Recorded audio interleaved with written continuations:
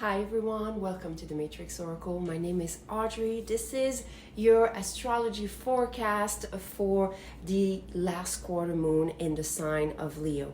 So remember, the story starts at the new moon, and the new moon we had was about bettering ourselves. So as we progress and go through each cycle, now it's the last squaring. You see the square between the moon and the sun that is making us align closer and closer to this bettering of the self.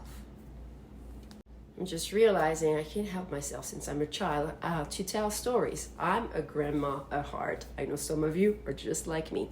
By the way, this is a shaman way, telling stories in order for others to awaken. As we are receiving much more through words, we are receiving vibration that are aligning us to the work, the inner work, the shadow work, and this is where the story starts, in the shadow. Indeed, we have Lilith and Nyx that are conjunct. The goddess of the night and the rebel sacred woman are in the first degrees of Virgo that speak of really knowing what has been scorning us, hurting us, ailing us, and having to deep dive within the shadows of the self. This is in the first house, so that means this is meant for you to align with the highest version of your best self, your higher self. And to add this, we have also Venus, the master teacher of your desire and intention, in the last degrees of Virgo that speaks of the inner work in order to see the manifested results in the outer world. Kali, the asteroid here of deep transformation that comes really powerfully, is in the second house. So this energy is interesting because as here you have the higher self that wants to come through, this is going to be the house of your vessel, your body, and that means your potential being activated so you can manifest it in something outside of yourself. So there's a lot of shedding, renewing energy here. You know, all the posts and the reels that I share with you guys, they're all inspired from the cosmic dance. Now what's interesting is that this energy is in opposition with Neptune retrograde that we know is in the last degrees of Pisces. That means endings in order to have new beginnings. This is why we are feeling those gateways, portals, timelines that are trying to end. You will not see new beginnings on the horizon if you still have so many doors that are vibrating to the past old self. This is why the energy can be intense. This is why also what you see manifested outward can be even more triggering because it's calling you within. As we move to the third house, which is the house of the communication with your higher self, what we see here is the Sun, Mars, and Mercury. The Sun and Mars are conjunct in the degrees that speaks of your intention and your motives, knowing what drives you. And here Mercury is in the degrees that speaks of contemplation, and that means you're going to want to learn about yourself.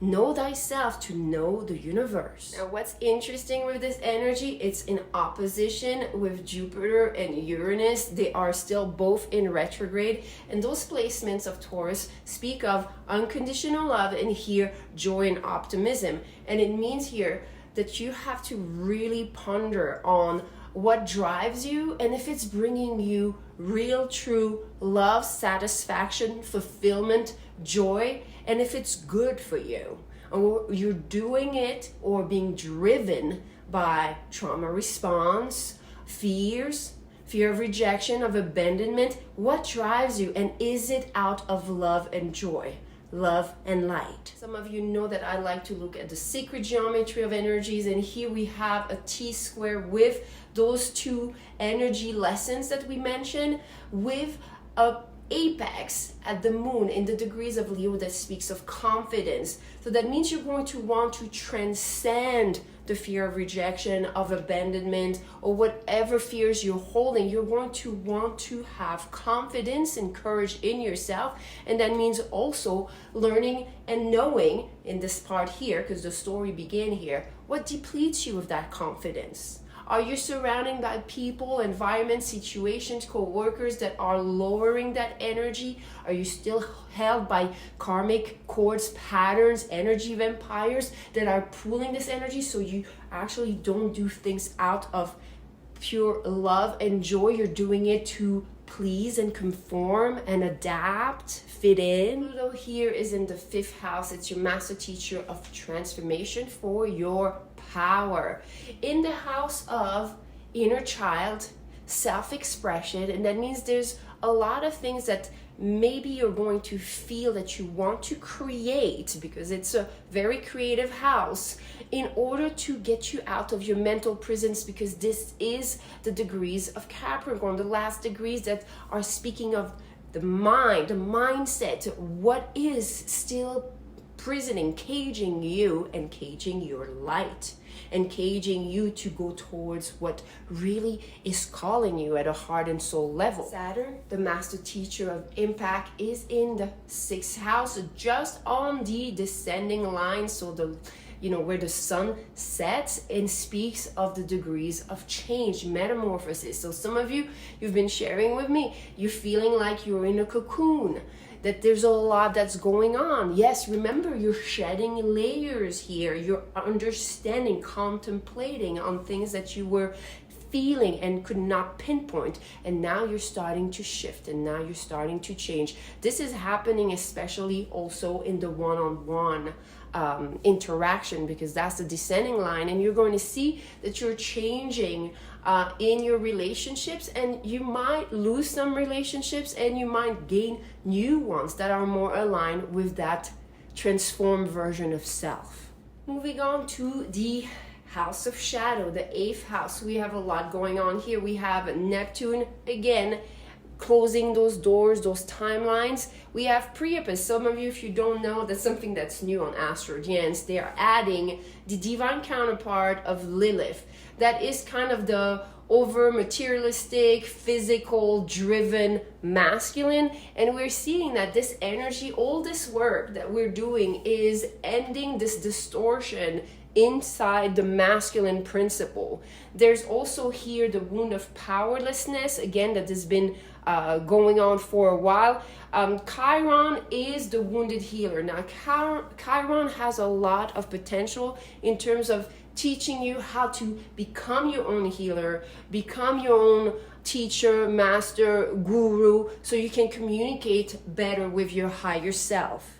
This is also why you've been seeing on my page that I've been posting more and even creating more. Remember the creation here, to get out of the mental prison in order to release trauma response. Now today I'm very excited. I just released my latest playlist for you guys. This is the Wounded Healer. This is karmic astrology, rebalancing of some of the principles. You can look it up on my YouTube channel. You have the link if you're watching on Instagram in my bio, and if you're watching on YouTube, I'm sure you can find it in the playlist. And the North Node is in the position and degrees of Aries. This is about balance and rectification. Whatever has been growing off alignment is being restored.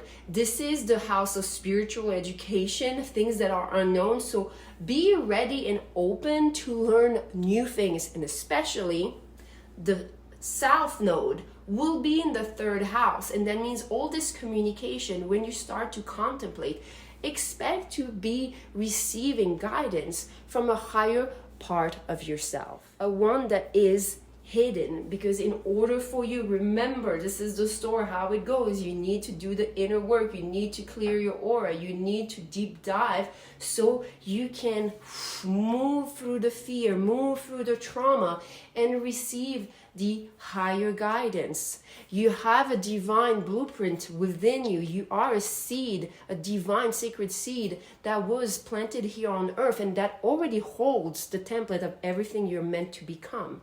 But we have to remove the layers of powerlessness, especially in things that we used to believe that caged us in those mental prisons. We talked already about those energies, ultimate higher unconditional love and ultimate joy and optimism. Now this is in the 9th house. the spiritual education, that means we're bringing a higher love. Bring me a higher love. Yes, we're bringing a higher love, baby. When you start having confidence, all right, with the moon here, this is the Akash. Some of you are going to be ready to open the library, the soul library, the Akash, so you can remember things that may have hurt you and that you want to release. You can only release what you have the awareness of. Time doesn't heal, consciousness does. That's all I have for this astro forecast. Thank you so much for joining me. I have created a special Kali reading for some of you if you're struggling with this energy, but remember, I created this Karmic Astrology Chiron Wounded Healer playlist just to support you and get you started on this journey of rebalancing your light and fully bringing your highest potential on this earth. Namaste.